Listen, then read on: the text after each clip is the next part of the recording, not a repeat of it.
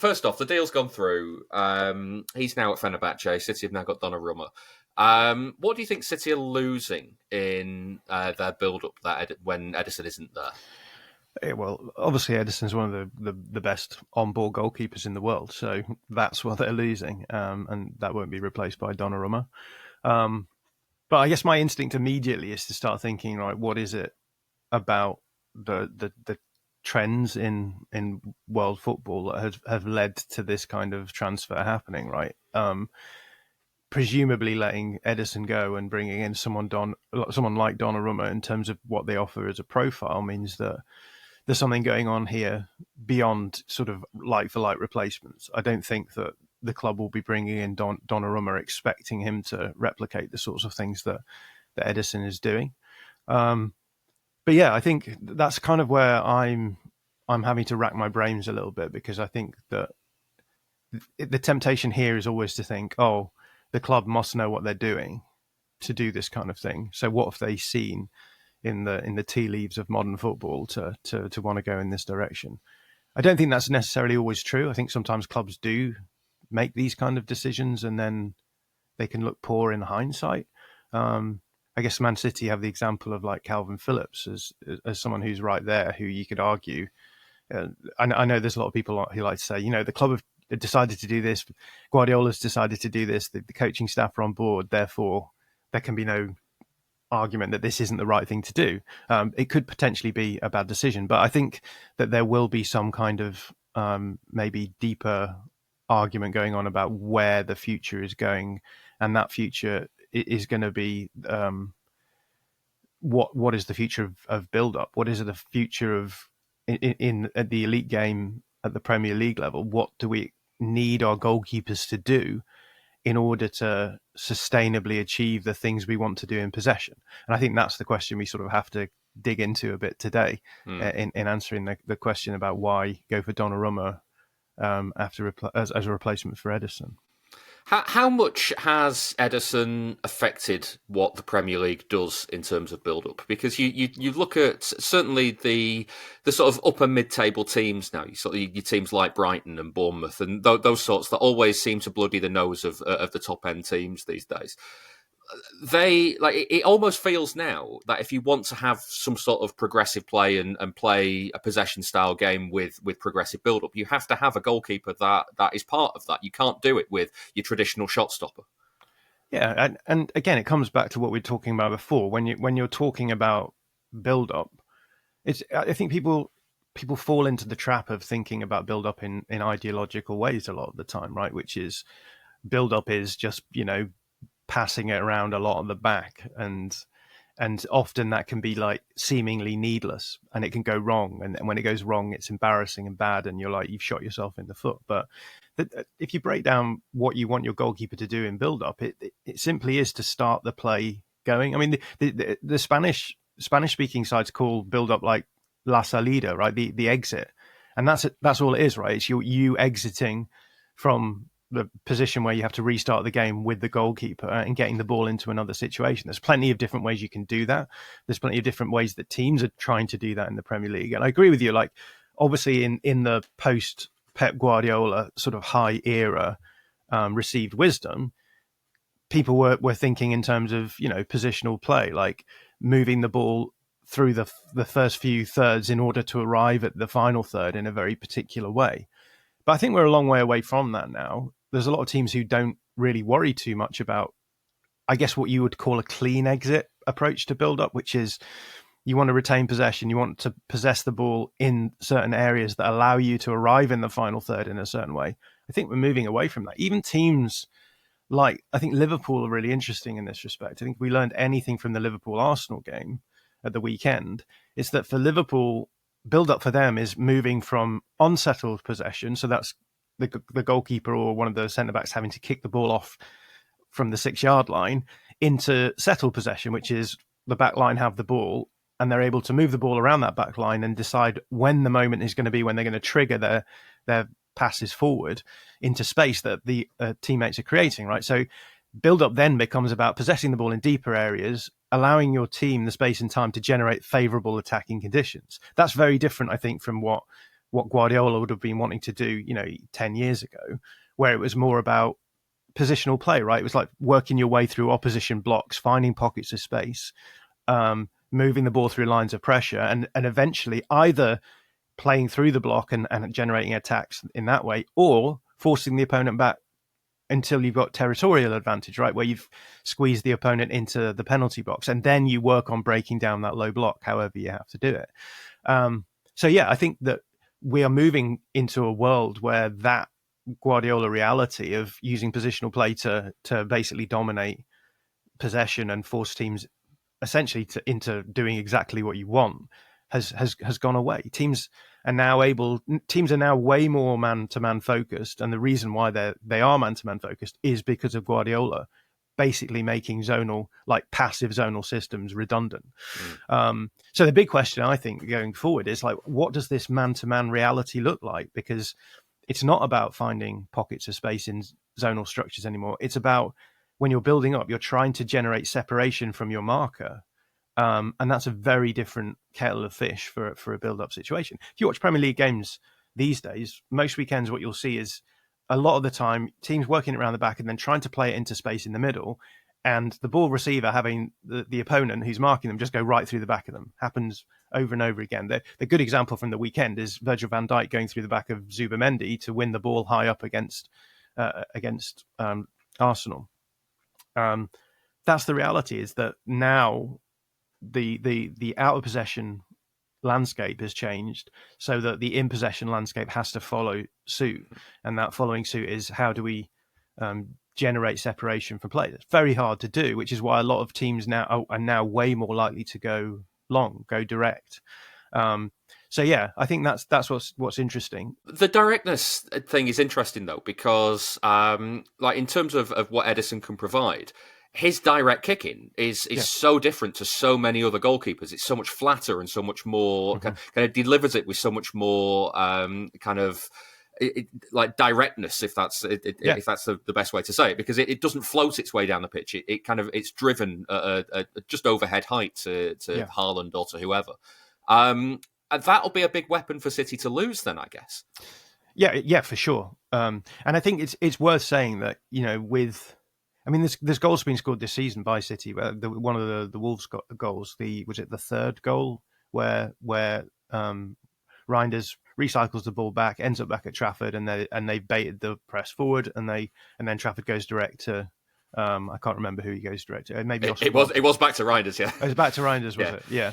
And then they ran the option down the channel, didn't they? And then it culminated in the cutback to Haaland. But I think that's definitely true, and that's the reality that the world where teams are going to aggressively man mark you is leading to.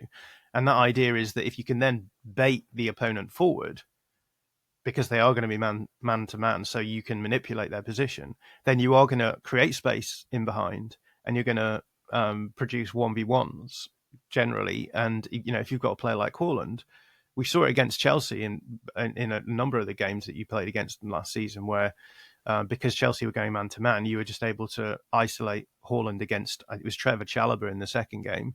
And then the ball, you just play a ball in long, get him on the right side of the momentum, and you can generate from there. So that there's definitely that option. But I do think that we are seeing more teams potentially moving in the direction of what Liverpool are doing, which is not wanting to go direct, like not wanting to be forced into playing those long balls, because I think as soon as you're forced into playing those long balls, that's when you start introducing the element of like, perhaps this is easier for the opposition to actually win the ball back, and then that lack of control, I suppose, results in turnovers of the ball more frequently. And that's, again, the Liverpool-Arsenal game is a good example of that, because in the first half, Arsenal were able to press Liverpool quite aggressively and were able to force them into not being able to move out of their own third, and then forcing them into these long balls they didn't really want to play. And I think when you do that, you do lose a bit of control that you can get from actually having more settled possession and then finding those gaps and generating favourable conditions to play forward into. I wonder whether or not Guardiola is thinking in those terms. Because it's tempting, I think, to think of Guardiola having two options, one of which is like, let's try and double down on build up and do the stuff that we used to do so well, which doesn't seem to be working at the moment. Or then going directly long, right? Those are the two options: sit deep, try and build up, or go long.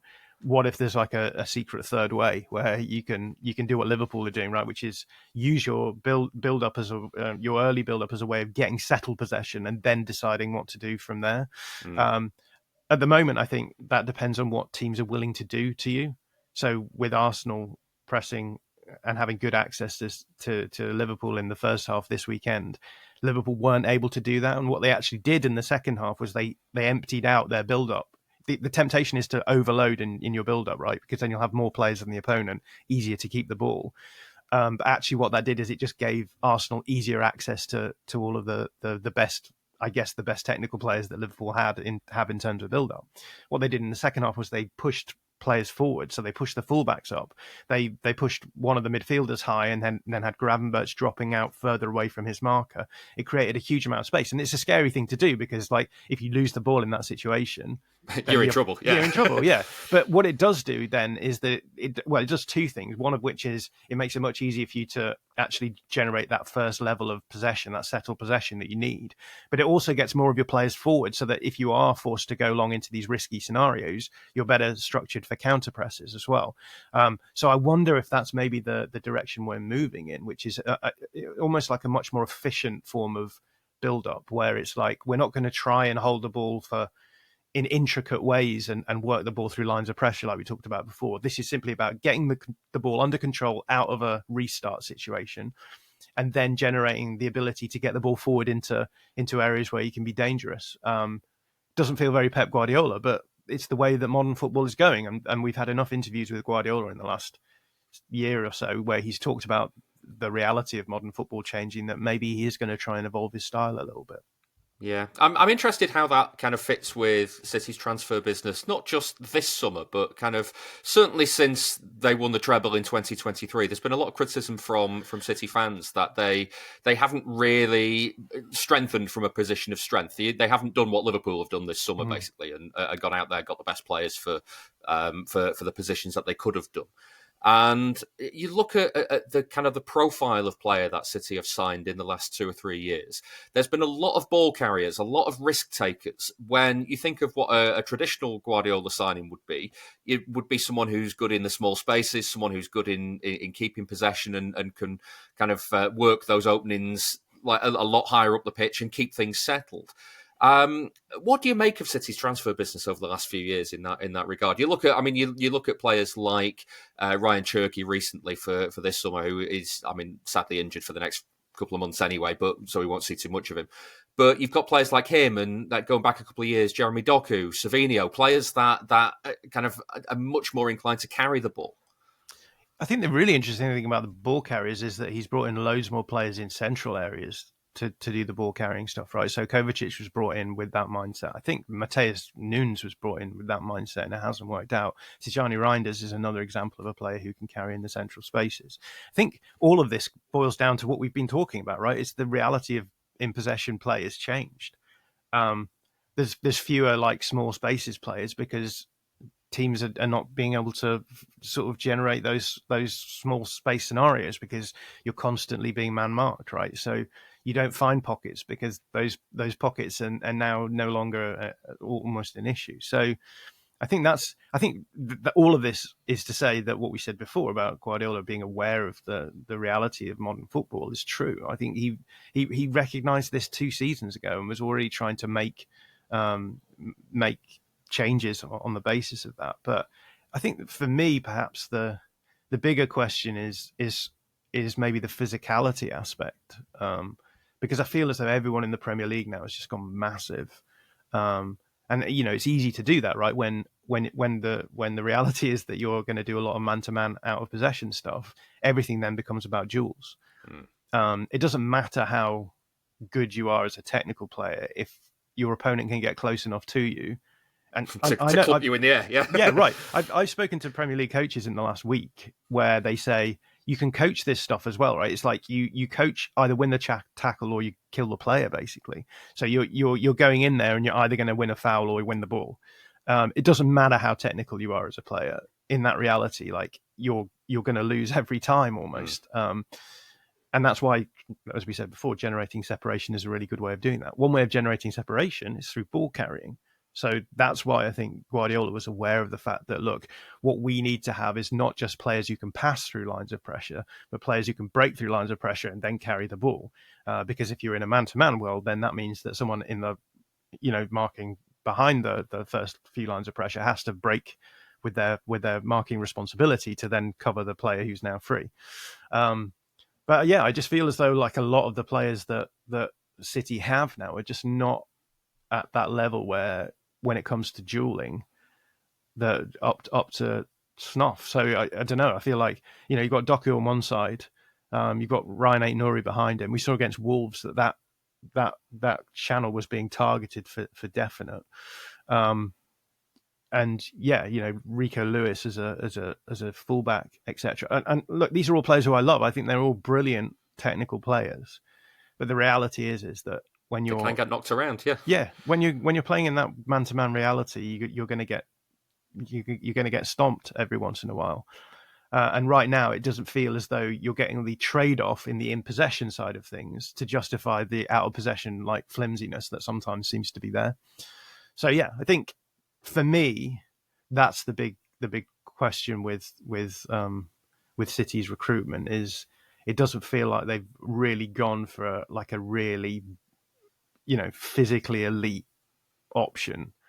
Even the centre backs don't feel particularly physically dominant these days. You've got Stones in there, and then I guess Diaz is the more physically dominant option. But beyond that, like where are the players? You've got Rodri, who's coming back from injury, but beyond that, like it's a very lightweight midfield. If you're playing Silva and Reinders, add in Foden to that, add in Shirky to that, and then you've got Haaland up front. Where's the dueling physicality outside of that? So maybe that's the next step that City need to take, is to just accepting that you've got to have duel winners in the team. But as things stand right now, I just don't think that leaning into sort of technicality on its own is going to be enough to save them from this. Yeah. So just finally then, John, with the view of Donnarumma coming in to replace Ederson, is that perhaps step one in that kind of new look build-up era, in that you don't have the goalkeeper necessarily being as much a part of it as he used to be?